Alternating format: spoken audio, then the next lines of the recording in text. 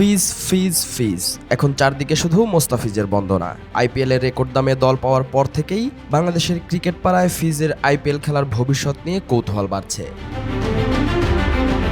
IPL নিলামে Kolkata night Riders মোস্তাফিজকে 9 কোটি 20 লাখ রুপিতে কিনেছে। তবে প্রশ্ন জেগেছে, দেশের হয়ে নিউজিল্যান্ডের সিরিজ চলাকালীন তিনি আইপিএলে কতটা খেলতে পারবেন। বিসিবি সভাপতি আমিনুল ইসলাম বুলবুল ইতোমধ্যে জানিয়ে দিয়েছেন, দেশের জন্য খেলা সবকিছুর আগে। তবে এই তথ্য আইপিএল কর্তৃপক্ষ নিশ্চিতভাবে জানত।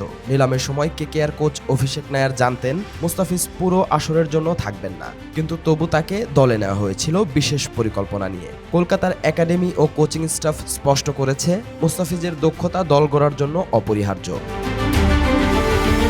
তবে এটাও ঠিক, দলে খেলার সুযোগ পেতে মুস্তাফিজকে লড়াই করতে হবে, কারণ কলকাতার বিদেশি ক্রিকেটারদের মধ্যে জায়গা করে নেওয়া এতটাও সহজ হবে না। দলটিতে ওপেনার হিসেবে আছেন Finn Allen, Tim Seifert, Rachin Ravindra. Bowler শ্রীলঙ্কার পেসার মাথিসা পাথিরানা ও অলরাউন্ডার হিসেবে অস্ট্রেলিয়ার ক্যামেরুন গ্রিন রয়েছেন। আর সুপারস্টার সুনীল নারিন তো সবসময় দলটির অপরিহার্য অংশ। তাই প্রতি ম্যাচে 4 জন বিদেশি খেলতে পারার সীমাবদ্ধতায় মুস্তাফিজের একাদশে থাকা অনেকটাই নির্ভর করছে কিভাবে কেকেআরে খেলোয়াড়দের কম্বিনেশন সাজানো হবে।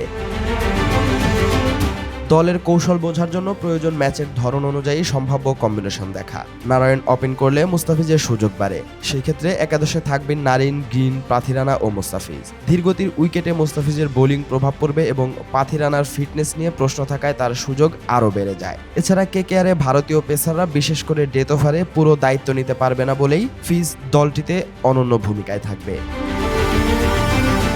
কলকাতা এখন একাধিক বিকল্প কম্বিনেশনের উপর নির্ভর করছে। আকাশদীপ, উরমান মালিক, কার্তিক তিয়াগীদের মতো পেসারদের মাধ্যমে বিভিন্ন পরিস্থিতিতে দলের ভারসাম্য বজায় রাখা সম্ভব। এ কারণেই মুস্তাফিজের নিয়মিত একাদশে থাকা কোনো নিশ্চয়তা নেই। তবে যে ম্যাচেই সুযোগ পাবেন সেই ম্যাচেই তার ভূমিকা অত্যন্ত গুরুত্বপূর্ণ।